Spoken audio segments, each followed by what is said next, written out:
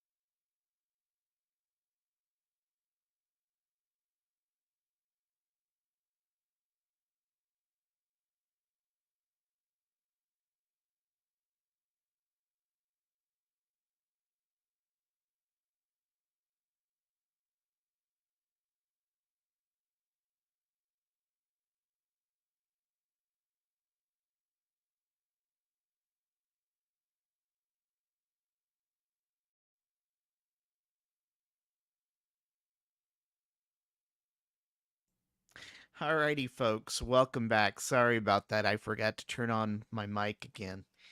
But basically, what we've got is a view of the Falcon 9 rocket that will be launching the Dragon space capsule tonight.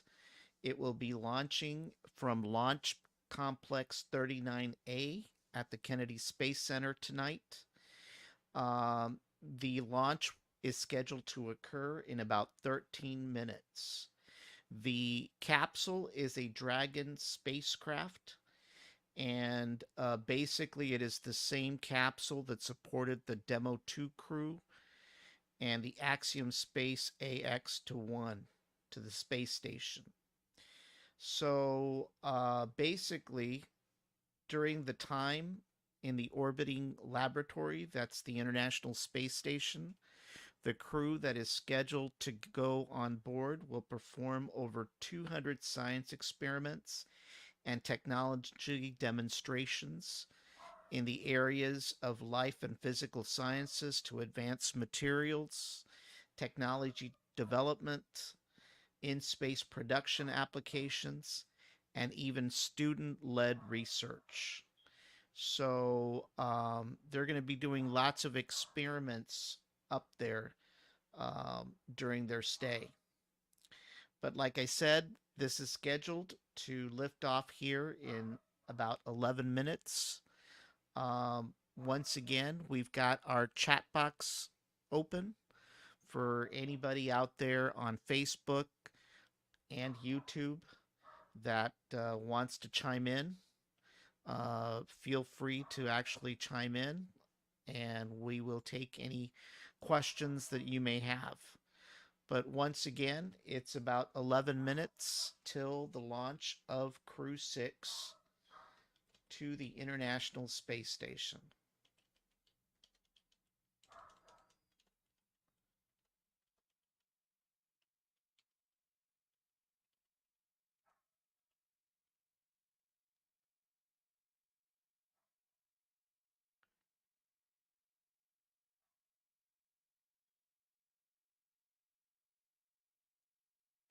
It is a nice, quiet night in Florida tonight.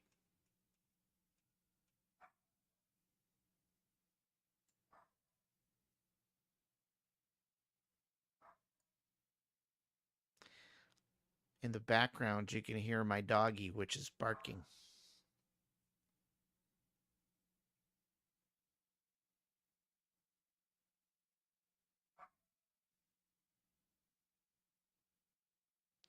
It is now 10 minutes and 27 seconds before launch.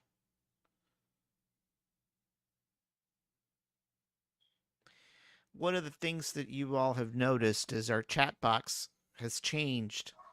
We typically had a chat box down at the bottom of the screen, but it only allowed one comment at a time.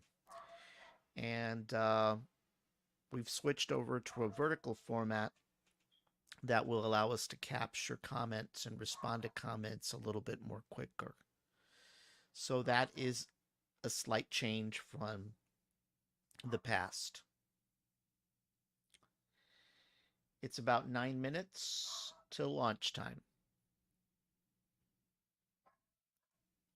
I believe this will be the third crewed mission by SpaceX.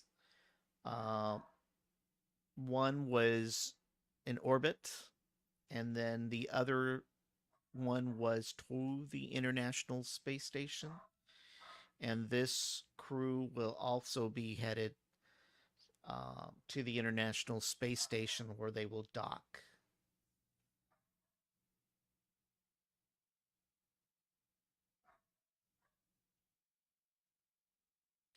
I do want to remind our viewers that tomorrow there will be two Falcon 9 launches as well. Those will be in support of Starlink missions. I believe that they're probably going to be like back to back. I believe that's what I read. So those are going to be happening around 12:38 and 1:38 Central Time. And basically it's to support Starlink. They'll be launching 50 plus satellites to provide internet coverage to the far reaches of the planet.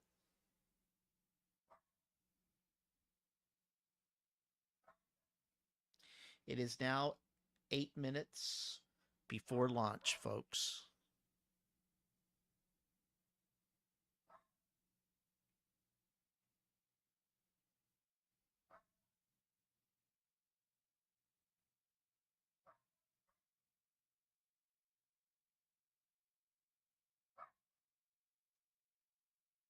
Once again, this Falcon 9 will take off from Launch Complex 39A at the Kennedy Space Center.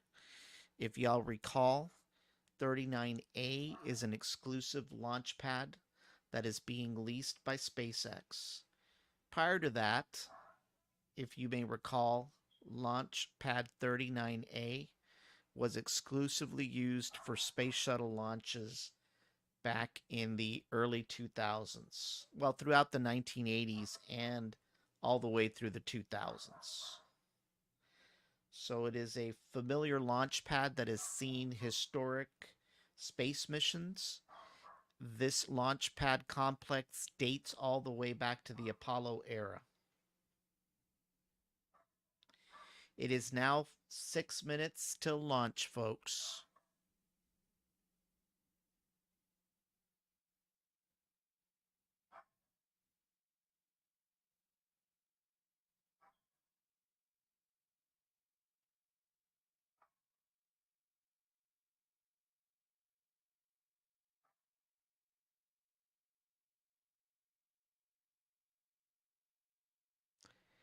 We have a user from Mississippi. How is Mississippi, Mr. Villarreal?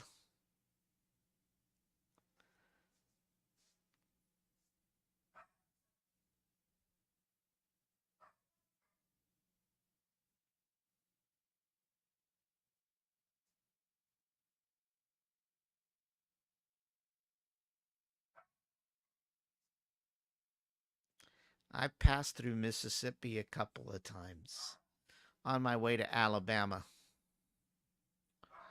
so I'm pretty familiar with that area. I actually like Gulfport, Mississippi, believe it or not. All right, it is less than 5 minutes till launch.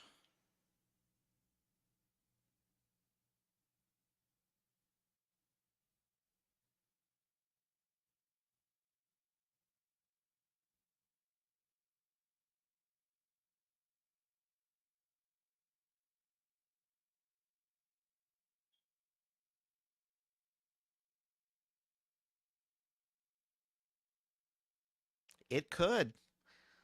In fact, you'll probably hear it. I don't think Mississippi is too far. At least it's a little closer than it is from here in Texas.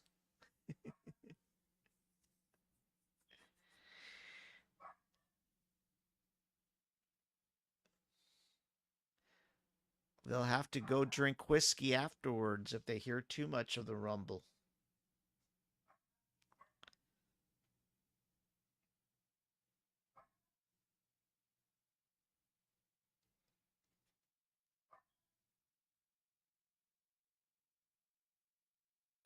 Once again, for those that have just tuned in, we are watching a live view of the Falcon 9 rocket.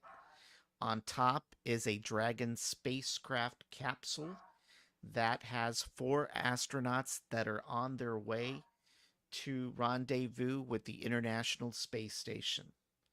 They are launching from Launch Pad 39A, which is an exclusive launch pad for SpaceX. This launch pad has been previously used for all the shuttle launches as well as the launches in the Apollo era. So it is a storied launch pad complex. No, this is not the Falcon 9 Heavy. This is a regular Falcon 9 with a Dragon space capsule on top of it. Typically, when they have launches, like tomorrow's launches, they'll have a fairing, which will contain a cargo compartment. But in this case, it is a actual Dragon 9 capsule.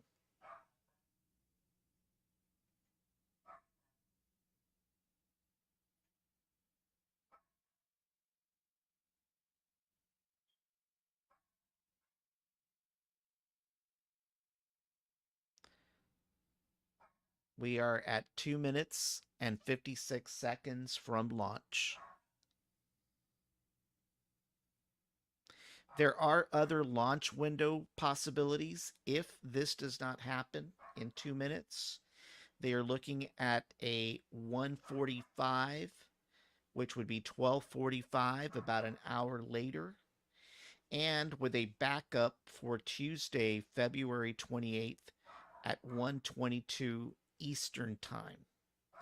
So if for some reason they can't launch, they've got an opportunity to launch at 1:45, which is later on today, which would be 12:45, about an hour from now, or Tuesday at 1:22 a.m. in the morning. Hopefully this will launch and we won't have to stay up late.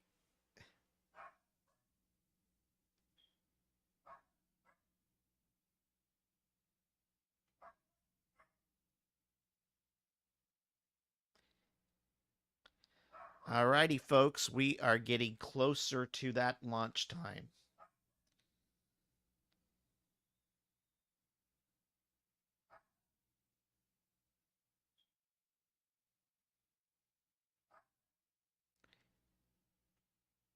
I want to thank all the users out there at Facebook and at YouTube and now on Twitch that are watching this historic launch.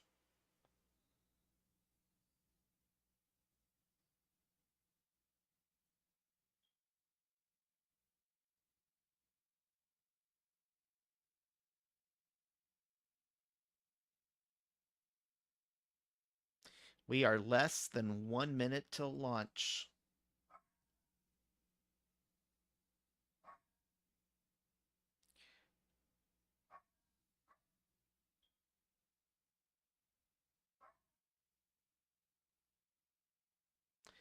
Alrighty, the clock has disappeared, and we are now waiting for our SpaceX video link to resume.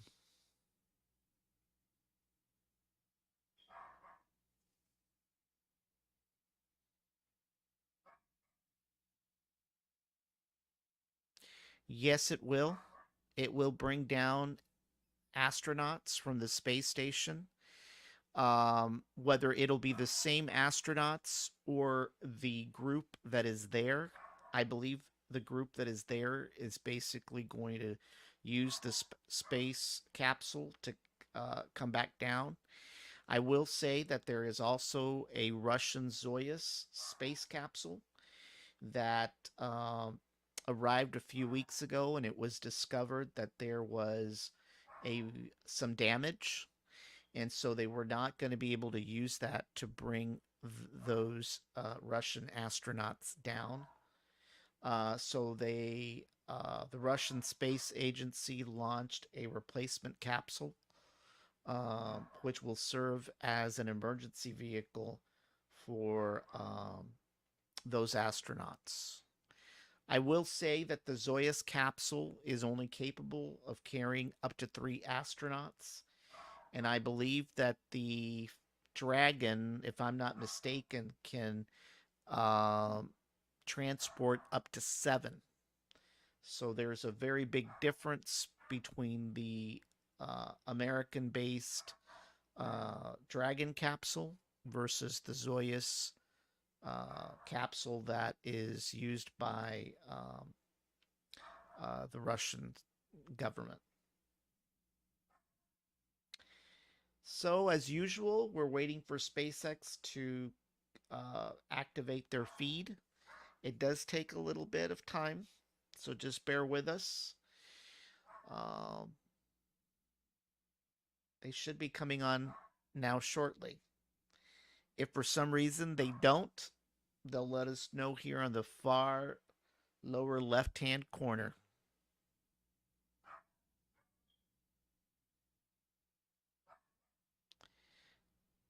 There we go.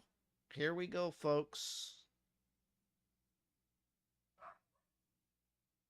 Well, it kind of looks like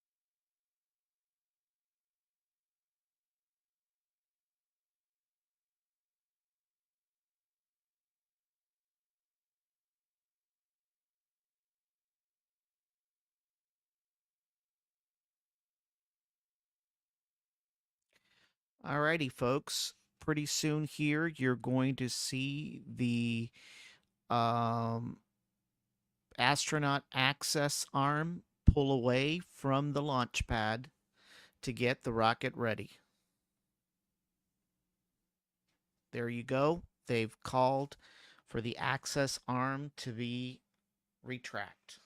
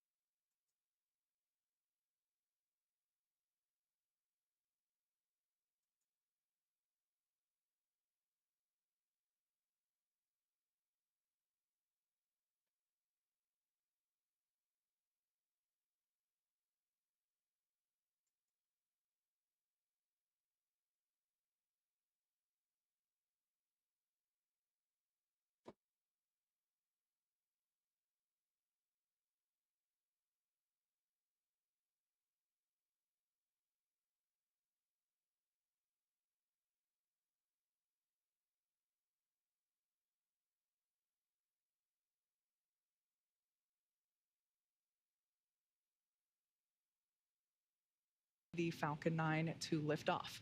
So to follow along with that action live, let's go back over to retraction has started. And there's that call out for that retraction beginning. Let's go back over to Daryl to follow that live at KSC. All right, thank you, Kate. Appreciate it. The countdown continuing to tick down as you see the crew access arm.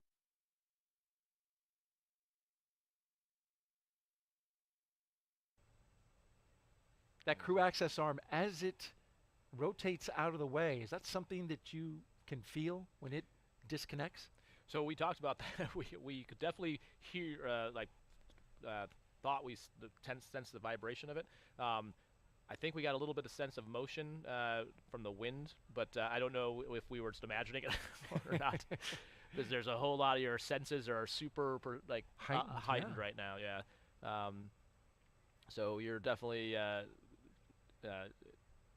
We actually did talk through. I do remember talking to them as we talked earlier about how you're kind of going through the different access arm scenarios has and been timelines, retracted and, from the one rocket. thing is if there is a emergency egress button in the capsule, but one of the things, the big difference is now that the arm is swung back, is you definitely want to make sure the arm has swung back towards you in the event of an egress. That makes sense, because you don't want to step out into nothing. Because at this point, the LES is not hot, but the arm has retracted arm would away. have to come the arm back. has to swing back. Yes, and there's two rates, so the arm moves away at a slow rate, but in the event of emergency egress, it swings back at a pretty quick rate, rightfully so, because you want to get out quickly. But that's one of the things they're probably talking through. Is like, hey, don't forget, first person out the door, make sure to look down first. Make sure there's that's important. That's a big first step. Yeah. if it hasn't swung back into place. Great As you can insight see there, Raja, on the crew access arm Didn't know is that actually about it being pulling able to return away so quickly, but it from the makes rocket. great sense from a safety perspective. And so The now, next coming up, we task expect is to hear a complete call fuel loading, to arm the launch and that escape includes system. locks. Yep, and so the crew at this point, in preparation for that, will be putting the visors down. They should have already done all those steps.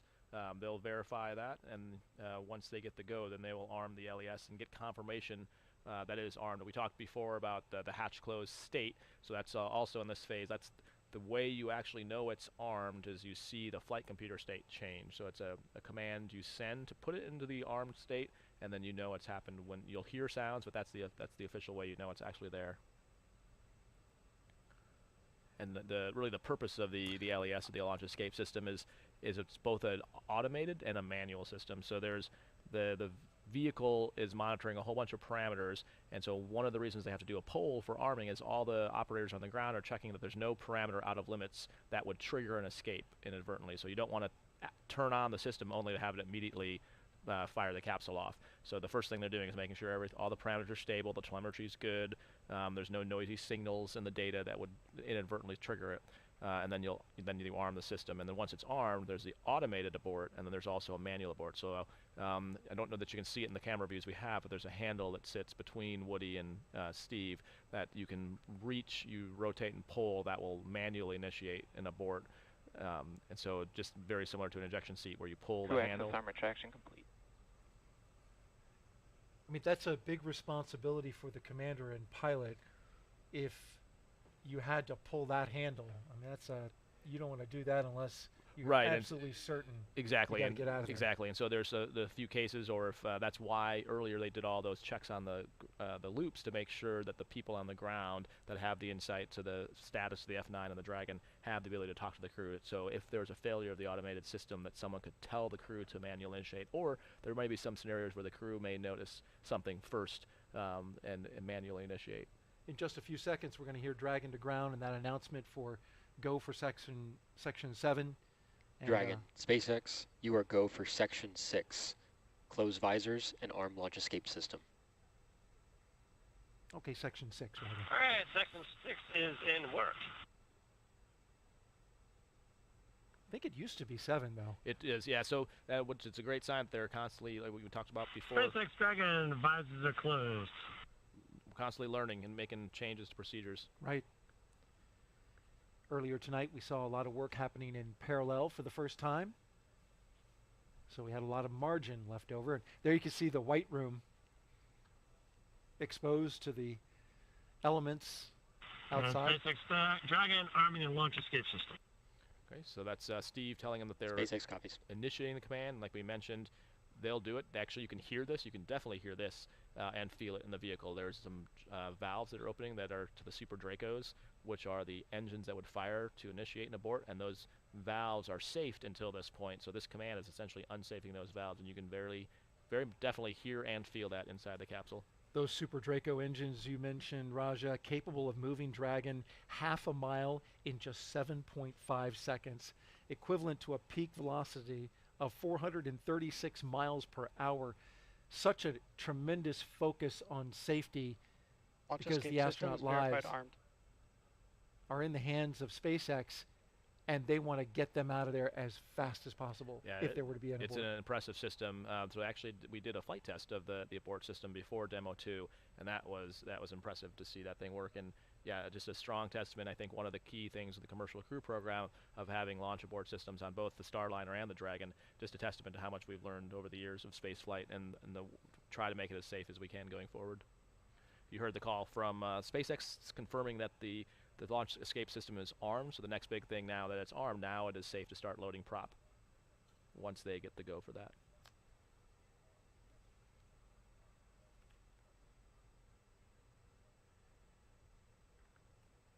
If there were a pad abort, it would take the Dragon capsule 2.5 miles east of Pad A into the Atlantic Ocean. Dragon would come down under its parachutes, land in the ocean. Could take about 4 hours to remove the crew. We have assets with the Air Force called Detachment 3. Yep, Det 3 is what they call it. Yep. Yeah. Yeah, so there's what's called PJs, or pararescue jumpers. So we use a myriad of assets. The Air Force and Navy help support these launches on both coasts. Basically the C-17, C-130s, helicopters, PJs.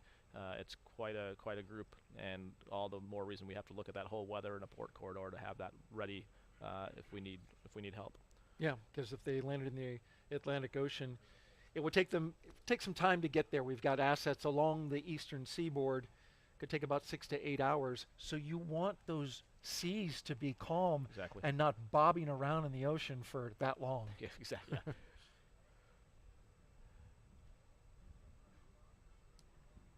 All right, we're getting ready to get that propellant load started. And once they start that load, you'll start making calls for different phases of load, like the LOX, the helium, different things. And the reason they're doing that is, again, you can hear that and feel it inside the vehicle as different valves open and close. You can hear the sounds of fluid flowing, feel some different vibrations. And so that's why they're calling those, so the crew is aware of if something's nominal or off nominal. If you hear a sound without a call, that could make you worry. So that way you know, like, okay, that's the one that we expected to, that valve was supposed to open or supposed to close. Mm.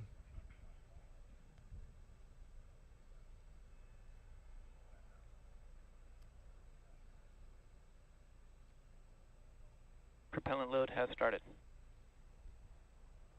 So they're starting the propellant load Okay, and to the there rocket. we have the call that propellant load has begun.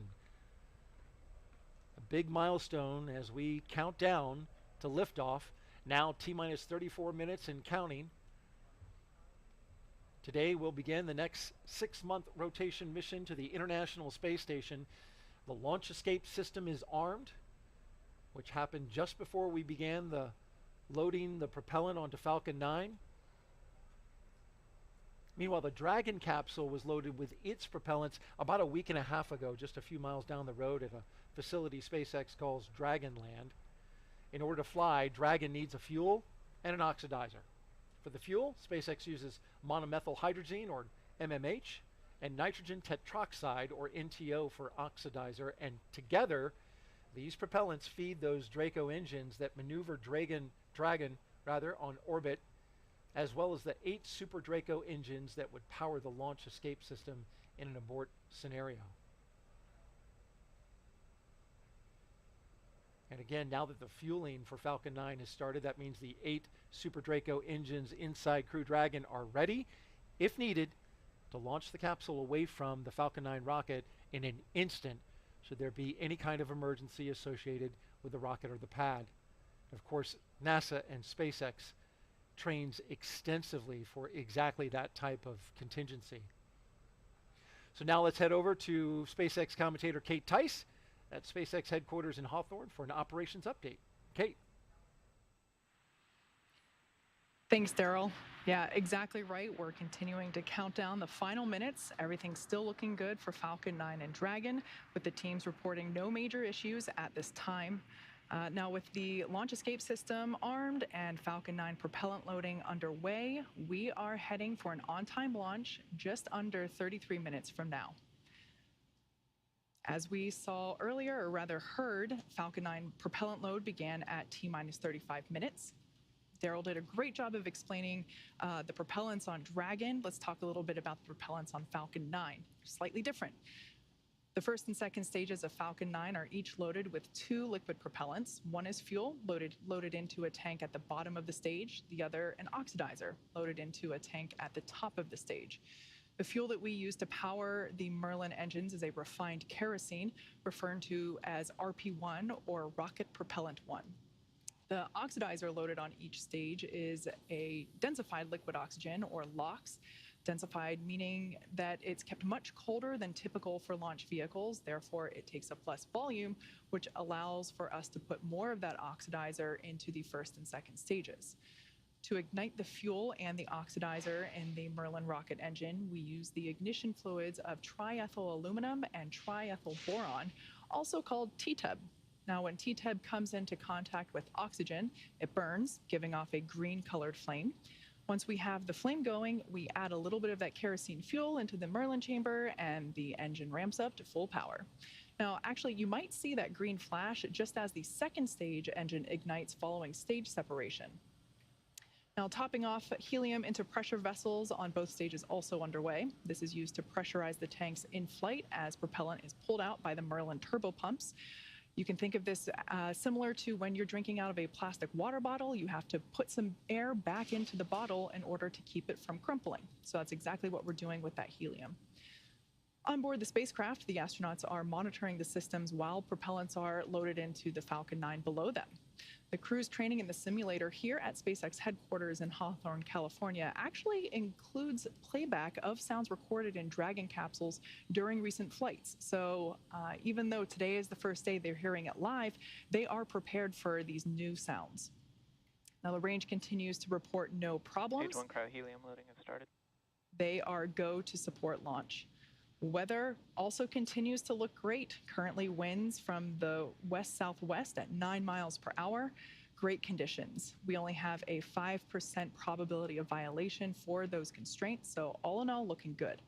As I mentioned earlier, today we have an instantaneous launch time. So at this point, if we hear a hold for any reason, we'll have to stand down and target our backup launch opportunity, which is tomorrow, just under 24 hours from tonight's planned launch. Now at T minus 30 minutes and 6 seconds, let's turn it over to Jesse and Gary for an overview of events that we'll see after liftoff. Thanks, Kate. For Crew 6, the astronauts' flight to station will take about 25 hours. Now, as we wait for that T0 mark in just under 30 minutes, the ground operations teams are doing a series of system checks to make sure that both the Dragon and the Falcon 9 are ready for launch. You're looking at a live view of our teams at the Cape as they prepare for liftoff. Now, as we wait for that launch clock to hit 0, we wanted to give you an overview of what the ascent portion of the mission is going to look like. Once we hit T0 and a successful launch occurs, we will watch Falcon 9 and Dragon lift off from historic launch pad 39A and make their ascent. At about 50 seconds into flight, Falcon 9's engines will throttle down to help pass through the period of maximum dynamic pressure on the rocket, or what we typically refer to as max Q. It's worth noting that once we hit max Q, the vehicle will be going supersonic. Now, once we are through the period of maximum dynamic pressure, we can throttle up our 9 Merlin engines again. From there, at about 2.5 minutes into flight, we have a series of 3 events that will happen in rapid succession. First is MECO, or main engine cutoff. This is where all 9 Merlin 1D engines shut off in preparation for stage separation, which is our second event. This is where the first stage detaches from the second stage, with the first stage making its way back to Earth for landing, as a second stage continues its journey with the third event, SES-1, or Second Stage Engine Start number 1, where the MVAC engine lights up and propels the second stage, along with our Crew 6 astronauts, into orbit. As Stage 2 heads towards its targeted drop-off orbit, Stage 1 will execute 2 burns in order to make its way back down to Earth. The first is the entry burn. That's where 3 of the M1D engines will reignite and then shut down again. This helps to slow the stage down in preparation for entry back into the Earth's atmosphere. And while that first stage is heading back to Earth, the second stage will cut off its 1 Merlin engine that was ignited right after stage separation. Once this happens, we'll wait for a confirmation of a good orbital insertion. About 90 seconds after Dragon gets into orbit, Falcon 9 will land back on Earth. The landing burn is just a single engine burn, but it's powerful enough to bring the vehicle speed down rapidly in order to land on the drone ship at about 9.5 minutes into the mission. While Falcon 9 first stage is landing, Dragon is preparing to separate from the second stage. At about 3 minutes after the second stage gets into orbit, we should have a great view of Dragon with its 4-person crew drifting away from the second stage. Once Dragon is a short distance away, it'll begin checking out its Draco maneuvering thrusters to make sure Dragon continues to increase separation distance from that second stage. It's worth noting that these are not the Super Draco engines that would be used during an abort scenario. About 40 seconds after separation, Dragon's nose cone deploy sequence will begin. It will take roughly 4 minutes for the nose cone hooks to unlatch and open, exposing its guidance navigation controls that will help Dragon autonomously fly to the space station. And lastly, once the nose cone is deployed, the remaining Draco thrusters on the forward bulkhead will be checked. From there, over the next 25 hours, Dragon will be on its approach and rendezvous phases, undergoing a number of phasing burns as it makes its way to the station. And all of that will be coming up soon. But for now, let's check back in with Courtney in Mission Control Houston. Courtney. Thanks, Gary. The flight controllers here in Mission Control Houston are laser focused on the onboard systems of the space station, ensuring it is ready to receive Crew Dragon. They're also making sure all communication links between the station, Dragon, and the ground are working properly. The consensus to this point is that everything is proceeding right on track. The team here in Mission Control Houston, the team in Hawthorne, and the astronauts aboard the space station will monitor the autonomous docking of the Dragon spacecraft tomorrow. They'll perform a series of leak checks, then work to open the hatches on both the Dragon side and inside the station's pressurized mating adapter. We expect hatch opening to take place about an hour and a half after docking. And once on board, the astronauts will be greeted by the space station crew and will then join in for welcoming remarks for the new crew members. It is From there on about out, they will no longer 25 be referred minutes to till as Crew launch, 6, but folks. rather as flight engineers of the International Space Station until their return back to Earth. Here in Mission Control Houston, Flight Director Chris Dobbins is on console overseeing the team for launch. And that'll do it from here in Mission Control Houston, so I'll toss it back over to our team in Florida. Daryl, how's it looking? Thank you very much, Courtney. And we're out here at the Kennedy Space Center. Folks are gathering on the lawn now, getting ready for this launch, and it's a beautiful sight behind us, Raja. It's looking pretty good. It's a great view, and looking forward to seeing my first launch and watching another turtle go to space. Yeah, we're going to watch the launch, and we're going to watch you. see your reaction. Well, if you're just joining us, we are T-minus 24 minutes and counting now until the 6th astronaut rotation mission to the International Space Station under NASA's Commercial Crew Program. Commander Stephen Bowen, pilot Woody Hoberg, and mission specialists Sultan Al-Niyadi and Andrei Fedyayev are strapped into their seats inside Dragon Endeavour. They're in that capsule right there as the Falcon 9 rocket fueling operation is well underway. The launch escape system is armed, and that means Dragon is prepared to launch itself away from the Falcon 9 in case of an emergency on the pad or after liftoff. So far, operations look and sound as expected, counting down to that liftoff at 1:45 and 3 seconds a.m. Eastern Time. Yep, and we heard the call from the Corps that the Stage 2 cryo-helium load had started, and like they described out at Hawthorne, so far what we've loaded is the gas to pressurize the tanks. Around probably about 3-ish minutes from now, we'll actually start the gas itself. So, like they were describing, you need pressure to move the gas, and then you need the actual gas in the LOX itself. So, right now they are loading that helium that pressurizes the tanks, and then the next thing will be the fuel, and then the oxidizer. Those inert gases, key to pressurizing those, especially the LOX. This mission is the continuation of rotational crew flights to the International Space Station from U.S. soil on private rockets and spacecraft, and it would have been possible without the success of course, NASA SpaceX Demo 2, that test flight, now two and a half years ago. Of course, it was the safe delivery and return of Crews 1 and 2 that got the operational flights rolling. There you can see inside the Dragon. You can see their visors are down and will stay down now since the LES is armed, and you can see they're also not riding or doing anything more at this point with the LES armed. You just have to wait until they're done with that, the prop loading. Yep. And you can see now evidence that that liquid oxygen is flowing into that first stage as it super chills the outer skin of the rocket, and then it condenses the Florida humid air into a little bit of a cloud there.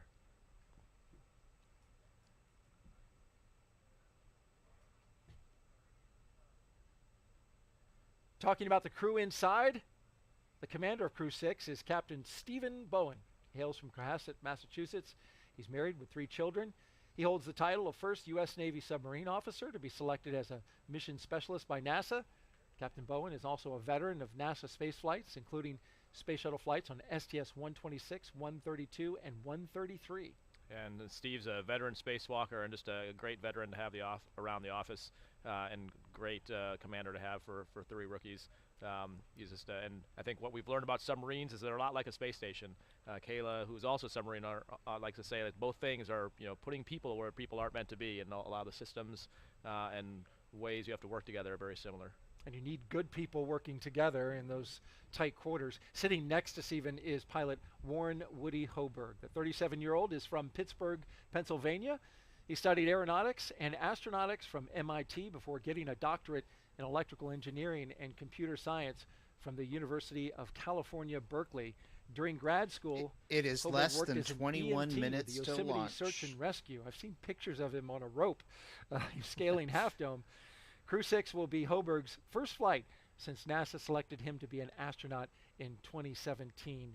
he is one sharp fellow, but also a great guy. Yeah, and also a turtle. So proud to see him going up there as yet another member of our, and super excited. Woody, like you said, just amazingly brilliant, but also just so operationally sound. You know, his time working as basically rescuing people from ridiculous places. Right. I mean, we're not talking run-of-the-mill like, you know, No. off a ski slope. We're talking like off of rock faces and cliffs and just some, crazy stuff. And doing that and carrying someone else with you who's injured Right. is no joke. High risk rescues, and it's incredible what he's been able to accomplish before becoming an astronaut.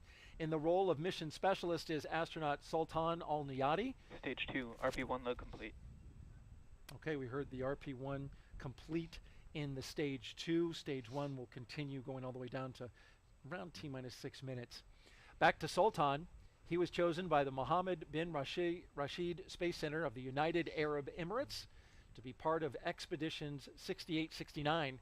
The father of 5 spent most of his life in Al Ain in Abu Dhabi. But in 2020, he traded it all in for astronaut training in Houston at NASA's Johnson Space Center. And this will be his first trip to space. Yeah, and so important to have our UAE partners with us, the first long-duration UAE flight. So what a historic moment for UAE and for NASA to be working in partnership with them. Like you heard Hazad mention earlier, Sultan and him had trained together at Roscosmos, now trained together here, and it's cool to see Sultan now going up there on a U.S. commercial rocket to go to the space station. And now we just heard the call. The strong back chill has begun, and you can see the condensing of the outside air, that super chilled liquid oxygen, both chilling the rocket and, of course, the venting of that LOX going out into the air. Our next mission specialist, Andrei Fedyev. It's also his first trip to space for the second mission specialist. He's a Roscosmos cosmonaut, and he will be working to monitor the spacecraft during the dynamic launch and re-entry phases of flight. He will be a flight engineer for Expedition 68. And considering the partnership with cosmonauts riding on Dragons and U.S. astronauts riding on Soyuz, so great to see that continuing. And Andre, the latest cosmonaut heading up on a Dragon. And happy birthday to him. Yeah. He turns 42. What a way to celebrate. Each of these 4 crew members will be part of the Expedition 68 once they arrive at the International Space Station. At this moment, Raja, what's the crew feeling? It is 17 minutes to launch. Hoping that everything continues. You've trained so long for this. You obviously don't want to get what's called go fever, you know, when meaning you're going to ignore a problem, but you're just kind of just hoping that there's not any problems that pop up at this point. And most of it's honestly out of your control. So, but you have complete trust in the team. This is where, you know, the reason we've trained so long and trained with these actual operators, the same people who are in the loops, is if there are any issues, you can hear it in their voices. You've worked with them, you know them. Complete confidence in the JSC and MCCX, the Hawthorne teams, and just actually looking forward to actually getting to execute what you've trained so long to do. It makes sense. So much work and so much effort over the years has gone in to get to this point. You want to keep going. Yep. Yeah, and it's and I think right now just the final. My guess is what they're talking through is, so again on those displays, they're probably looking forward a few events and talking through those. And so specifically, they are probably talking through the different launch abort phases. So you'll hear once they actually lift off, you'll hear Stephen calling 1A, 1B, 2A. Those are the different launch abort stages. And what they're probably talking through right now is the timing of that, what things they're looking for on the displays, and just again sort of rehearsing as much as you can, because once it happens, it happens really quick. So you just kind of running through things over and over again. The other thing there. Start of stage 2 LOX load. Right. So there's the start of the LOX being loaded on stage 2. You heard the call there, so things still progressing well. And so the crew has a timeline of these events. So that's another way they can kind of QC if things are proceeding, maybe if the fuel is taking longer or slower to slow, so they're kind of comparing where they're sitting on the clock versus those calls, and gives them a sense of how things are going. But there's no immediate direct telemetry in the Dragon capsule that tells you all the subsystems in the F9 rocket. You're relying on the timing and some cues and listening to these calls to know what's going on with the rocket itself. Once it launches, you have telemetry on the F9 engines, the status of the throttling command. So he talked about out at Hawthorne, the max Q event and the throttle down. You can see that, you can feel it. And actually, that was probably what I thought as one of the coolest things about our launch was that we could feel and hear the throttle down before we saw it in the telemetry. So for all the automation and all the coolness of electronics, I thought it was amazing and very awesome that the person could still beat the machine. How about that? But so that's kind of what since they don't have that insight to the F9 rocket, they're relying on the calls and the timing as they are sitting here now and just making sure everything's on track. Critical communications to the astronauts so they know exactly what's going on, as Raja mentioned. If you're outside and getting ready to watch this launch, you can hear it on the radio. It'll be available on local amateur VHF radio frequency 146.940 megahertz and on the UHF radio frequency 444.925 megahertz FM mode, heard within Brevard County on the Space Coast.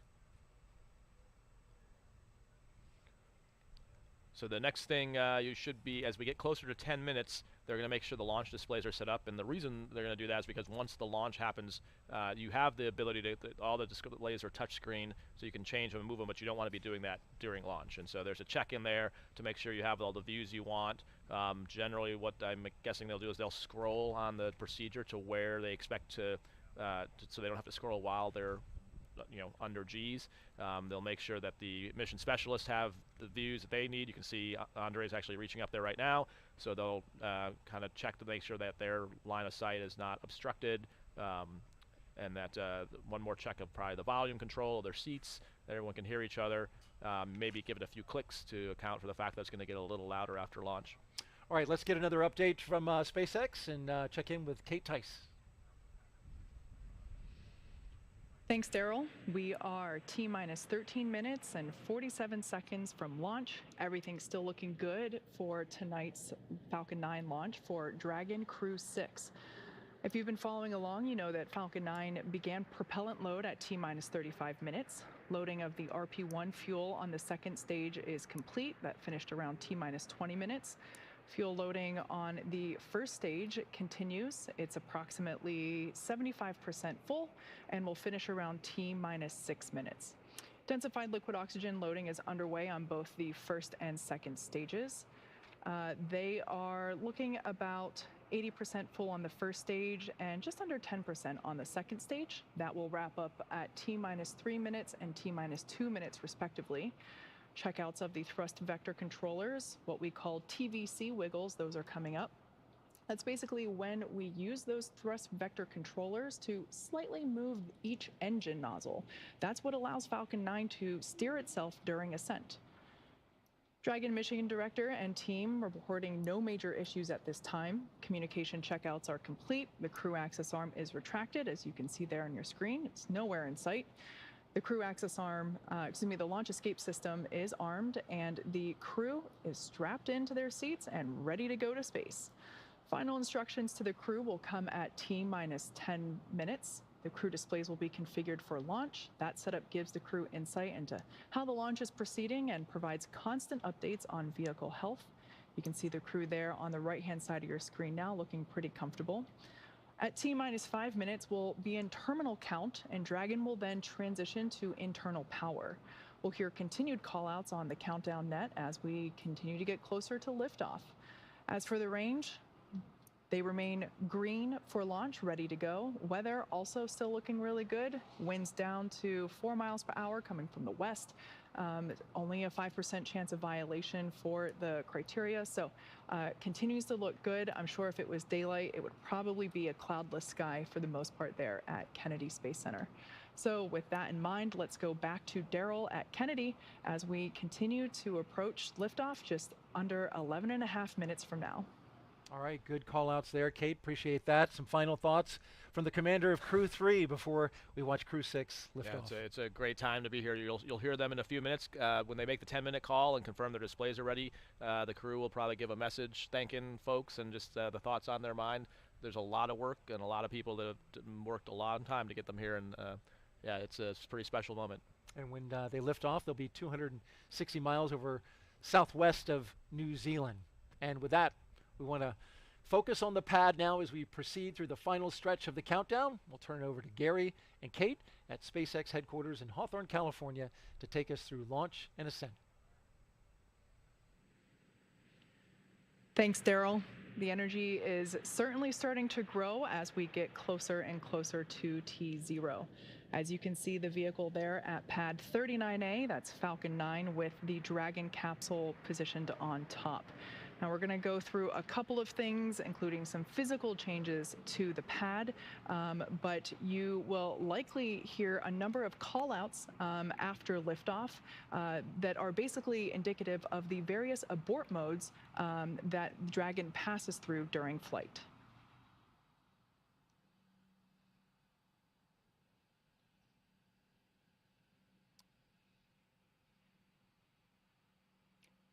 Now T-minus 10 minutes. Dragon, SpaceX, confirm crew displays are configured for launch.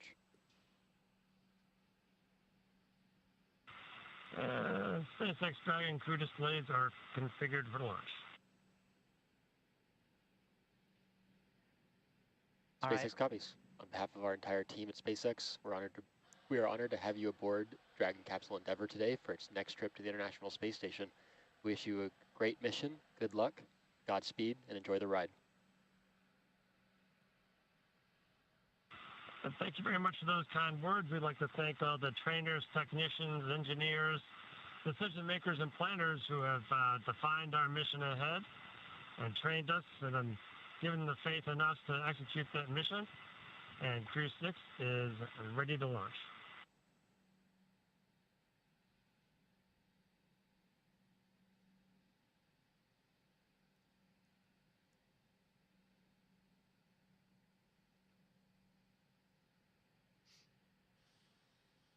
Those words coming from the crew 6 inside the Dragon right now, under 9 minutes from launch.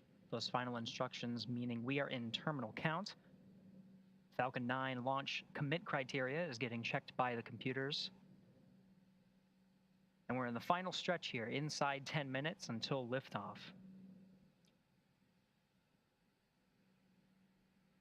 Kate was mentioning a series of number and letter combinations that you'll hear upon ascent once we get to that point.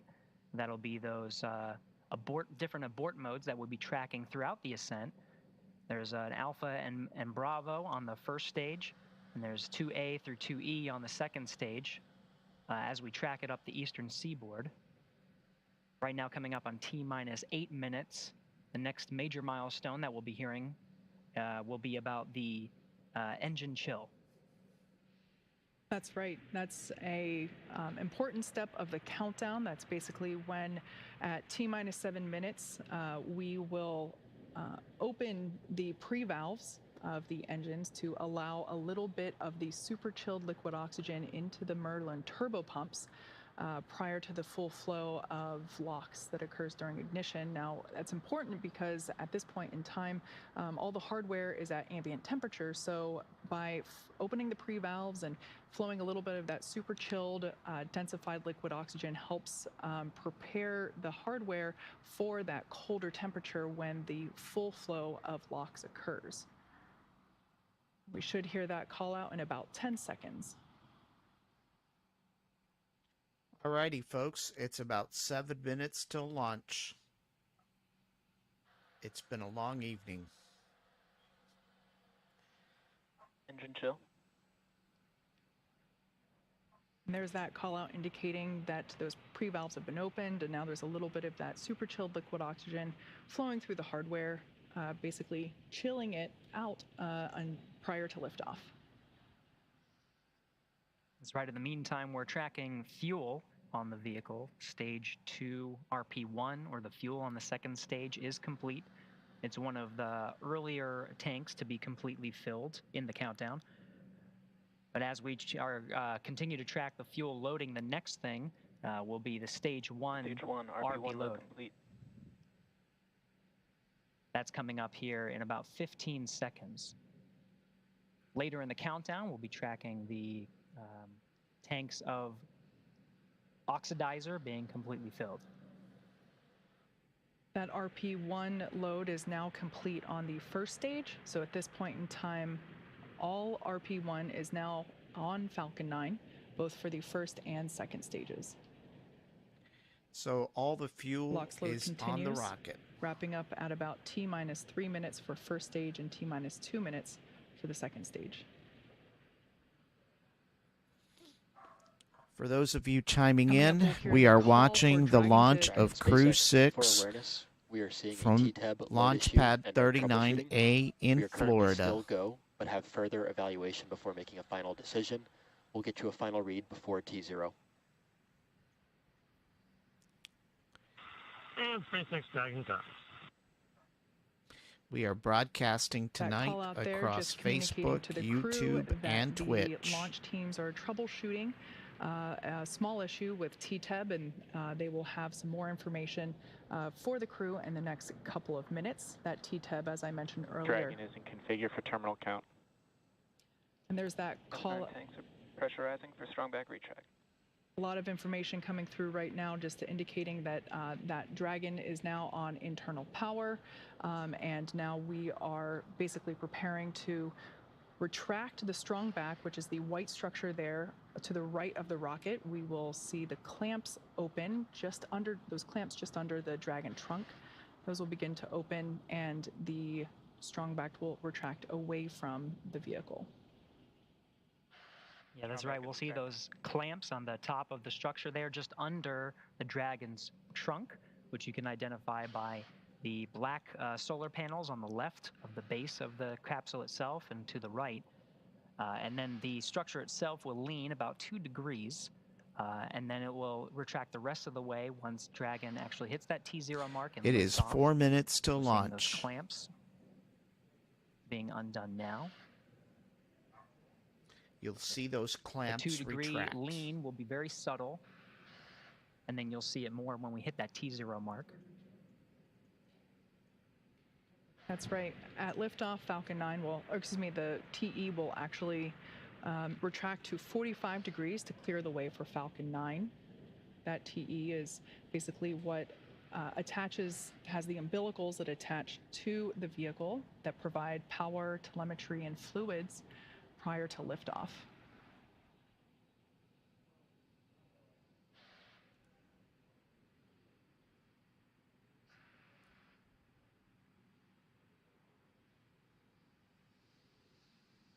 Now coming up in 10 seconds, we'll be listening one for a lock call on complete. stage 1 liquid oxygen load being complete.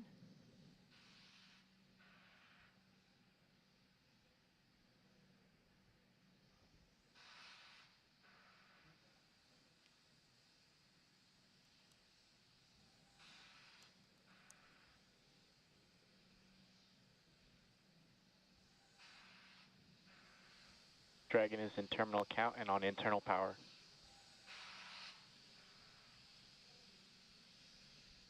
Dragon is now on battery power. Minus 2 It minutes, is 30 2 seconds. minutes on countdown 1. to launch. Hold. We are standing down due to a T-tab ground issue. There could be a hold on the launch. As you just heard, we Launch have. support has started. As you just heard, we have a hold tonight due to the TTEB issue that I mentioned prior, and the Dragon SpaceX with that call from LD. You are go to step into 5.100 launch scrub. 5.100 launch scrub. That's in work. as with everything else, we are prepared for all scenarios, including, unfortunately, as we've seen tonight, a scrub. So the teams are now stepping into those procedures. So the launch has been Right, again, it was, scrubbed the used teams to were a tracking T-tab ground issue, with folks. T-tab, that's the ignition fluid that actually sparks with the oxidizer and allows the engines to fire. The teams were tracking this issue, and so we're in a nominal scrub configuration. We'll start to see sort of a sequence of reversing some of the milestones we've been tracking as part of this countdown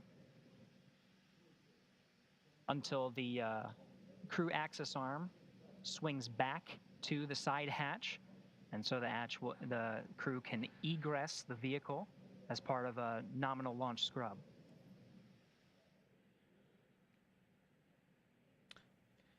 So once again, folks, the launch has been scrubbed due to a T-tab issue.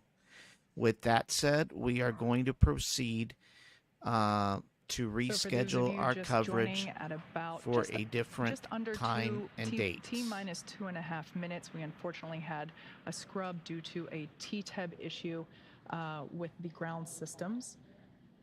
So as